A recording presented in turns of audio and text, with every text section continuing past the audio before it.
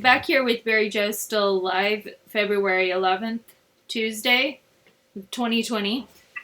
Do you want to go ahead, Barry? You were talking about this bomb drill, or do you want to go back to the Jeremy Christian trial and the psychologists? Okay, so what I find interesting is, for example, if you stand next to the newscaster, Mm-hmm. when the camera person is shooting the evening news, Mm-hmm. you get to see the news before it's even on the TV. Mm-hmm. Okay, so everybody has to have informants. The anthropologist has to have informants. The cop has to have informants. Everybody has to have informants. You got to know in your world, you have to have people that are telling you when you're, doing something right or doing something wrong, or warn you about things or tell you what's on sale at the store or whatever. Right. So one of my informants told me, and I'm not a scholar of these subjects, was that after the incident of the Hollywood Max stop, which resulted in 2 people dying of being stabbed by Jeremy Christian and 1 person surviving, Micah Fletcher. Mm-hmm. How long did I have to sit in the trial before I put together there was Fletcher Christian going on, huh? Have you seen Mutiny on the Bounty lately? No, I have not.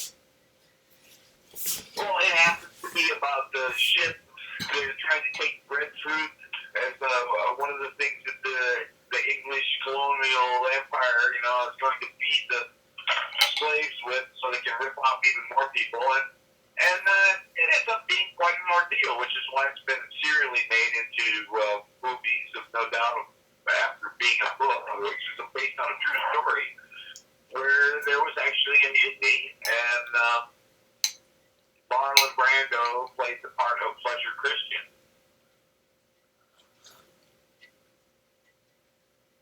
Fletcher Christian.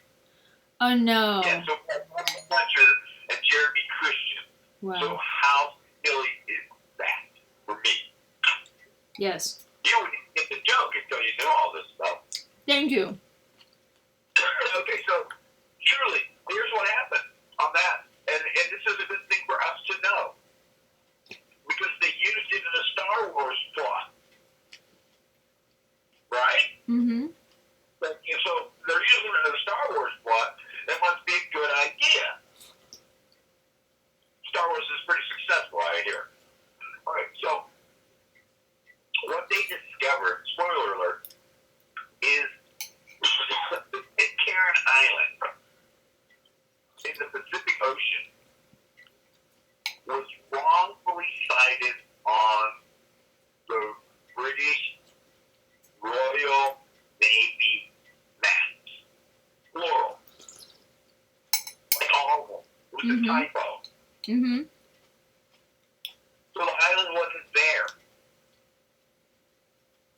They couldn't go there because it wasn't on the map. The place that was on the map wasn't where the island was. Mm-hmm. So if you went to where the island was on the map, you weren't where the island was. And if you went to where the island was, it wasn't on the map. Because it was misplaced on the map. So there are still descendants of the Bounty crew that mutinied on Pitcairn Island today. Pitcairn. Okay. Pitcairn. Okay, so that being said, whenever the Empire makes a typo, you might call it a loophole, right? Right. But it's better than a loophole. Because a loophole is something that they know about. Mary, I am so deep into this shit that it's silly. I have to honestly say to everybody that I interface with that all the things that I'm engaged in are legal. But my opponents don't know it and they haven't accepted it. Those are 2 things. Yeah. See, my opponents, when I went up against Jason on when I was protected under the Oregon Medical Marijuana Act by Dr. Robert J. Grimm, M.D., they didn't know that a person was protected under the Oregon Medical Marijuana Act without registering with the Oregon Medical Marijuana Program, which was a state agency that was operated to give people cards and such. Mm-hmm. The defense that I utilized was written into the law regardless of a person participating in the medical marijuana program. Brilliant. And they didn't know about it because they didn't care. They didn't care anything about it. There's so many things I don't care about. If somebody tells me about it and I don't know, I'm like, oh, okay, well, I don't care. If somebody else wants I might care. Well, they didn't care to know that there was this provision in the law that if you had some condition like AIDS, for example, that comes to mind, if you didn't want anybody to know about it, you didn't have to get on any state agency list like the Oregon Medical Marijuana Program. Right. Instead, you could be authorized by your doctor's acknowledgement that you were diagnosed with one of the debilitating medical conditions within the prior 12 months, and the acknowledgement that medical marijuana may mitigate the effects of that condition. And it's May. So it wasn't a guarantee, it was just like it's an option. Okay, so the language was kind of loosey-goosey in that regard, except for the timing was explicit. It had to be within the prior 12 months. And the type of physician had to be an MD or a DO, or a doctor of osteopathy or a medical doctor, right? Well, you're one of those two. Couldn't be any other qualification. And they had to have a license, of course. And what was the other? Oh, they had to be the primary physician for the patient. So if you had a regular doctor that was your primary physician, and then you referred out to a specialist, they legally couldn't authorize you under the medical marijuana program. Because they weren't your primary attending physician, because that was a statutory defined term that was interpreted by the court, which that's why we have the court. To determine, the appeals court determines and lends context to the language of the statute. Does that make any sense? Well, no, because I'm looking something up. I'm trying not to, though. Let me get back to listening. All right. Well, what I was saying was that under the Oregon Medical Marijuana Act, which was incorporated into the law, and it's had some modifications over the passage of time since it was passed by initiative in November 1998. Well, when that law was passed, it had some statutory defined terms. And in Oregon law, a statutory defined term is what that word means for the application of a particular body of the law. And it will say, for the purposes of this goalpost to this other goalpost, this property line to the other property line, this parentheses to the other parentheses, whatever you want to use as your boundaries, the law will say, for the purposes of these things that we're talking about, by telling you what we're talking about, these words mean what these things say. And so that means that's the definition that you have to go by. Okay. Because the law says so. The law is telling you what the word means. Because that's why it's defined in the statute, so that there's no way you can wiggle worm your way out with a bunch of lawyers to say that this word means something different than what it's supposed to mean under those particular terms. That's great. Thank you. Okay, so that's what we would call, and if I'm getting close enough, a statutory defined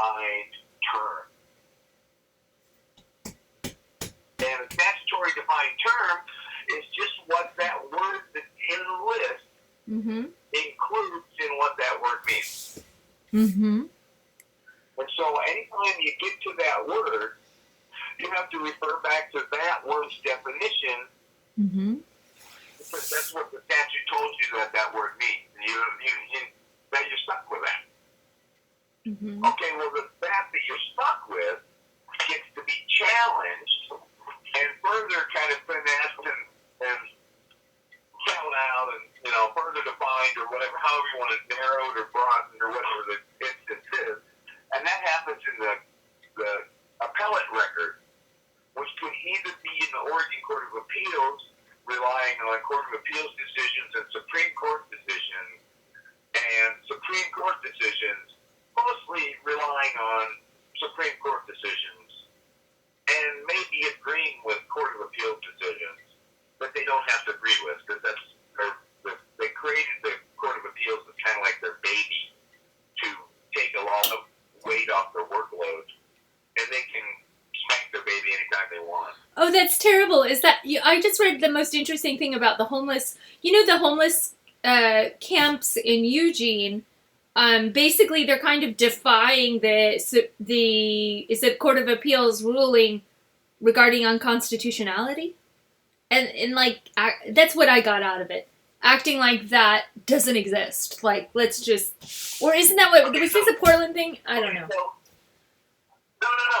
Here's we have apples and orange crates. No, it's that lady who's appealing in Portland, isn't it? And she's facing 60 days in jail. Okay. Lullaby and the fly in the ointment. Yeah. You've heard about it. Okay, you get the old ox. Yeah. Plow straight. Right. Plow the straight line. The old ox plows the straight line. Well, that's the shortest distance, right? Are you still there? Yes, I'm eating soup. Okay, so the reason, the logic, okay, the what's going on there, the reason that the old ox plows the straight line is because it's the shortest distance, right? Mm-hmm. But it's qualified to do that also, because it's rehearsed.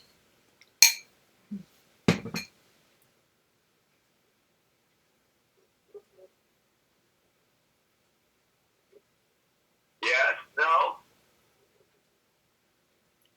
We're still talking about plowing? No, we're talking about whether you have autism.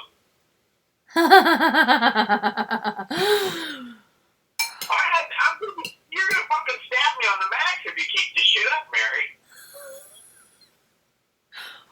Well, as I will reiterate, I can't recall that we enjoy each other's company except on the telephone. Okay, so the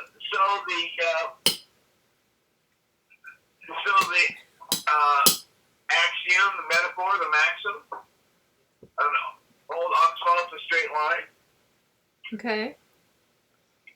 I think it says a lot of things. It says, and that's why it's supposed to be such a truism. Then I got no time for bullshit. I'm gonna go in a straight line. I'm old. I'm seasoned. I'm experienced. I know what I'm talking about. I'm gonna get right to the point. I'm gonna do what needs to be done. I'm not gonna beat around the bush. I'm gonna get it done because I'm an old ox. I know the straight line is the shortest distance. I'm seasoned. I've done this enough, and I'm good at it. Mm-hmm. So get the fuck out of my way. Also, right? So that's all encapsulated in that. Okay. So the question was, why wouldn't Jeremy Christian be able to unravel that? Oh! Figurative reasoning with autism spectrum. Sure, yeah, I know that. They have trouble with metaphors. It's problem solving. Oh, that too. Yeah. What do these things mean, right? And so the kind of thing that they would do is they have a bunch of blocks, and they would be painted red and or white, or red sides and white sides, and then they have a photograph, Mm-hmm. and they say, "Here's the picture, build it." So take a three-dimensional object and put them in a way to replicate a two-dimensional image. Mm-hmm. That was one of his other problems.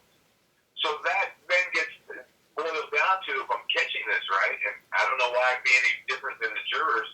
What that boils down to is he had some spatial concept problems. So if you take the person that has the autism spectrum, the antisocial behavior where he's loud and because he doesn't have any social skills because he's got this condition from birth, and he's confronted by somebody who's laying hands on him and people that are closing in on his space, and there's multiple people approaching him at the same time, and this, that, and the other thing, and it's looking bad for the state. It's looking so bad for the state. Interesting. And that's where you are. What is this, day 10 of the trial or something like that? Day 8? That again? What day are you? Yeah, it's, well, it's only the defense's second day, right? Yeah. Yeah. Hey, they're supposed to have 4. But who knows? I don't know who they're going to pull in on this shit, man. It's for me, it came down to this. Here's the elements that are really at work.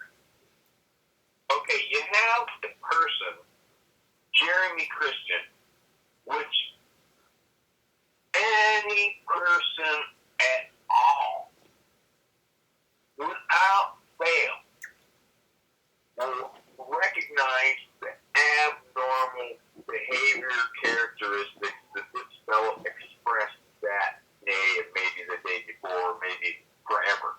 Uh-huh. He's an oddball, everybody knows it. He's an outcast, everybody knows it. He's out of line, everybody knows it. He's offensive, yeah. Mm-hmm. Fuck him, everybody knows it. Okay, so we know that. Okay, so what we're getting down with the facts is, and maybe the defensive strategy was a product of their scheduling instead of, their strategy. But they brought in the use of force expert before they brought in the docs. Mm-hmm. So that might have been a good move because the use of force expert had a pretty good sales job on the situation without even knowing that there were any potential birth defects involved here. Mm-hmm.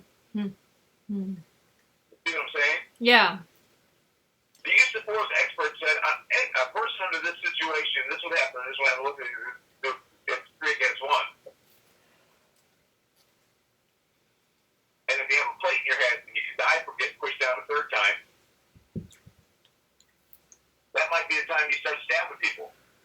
Save your life. Because he's already been pushed down twice.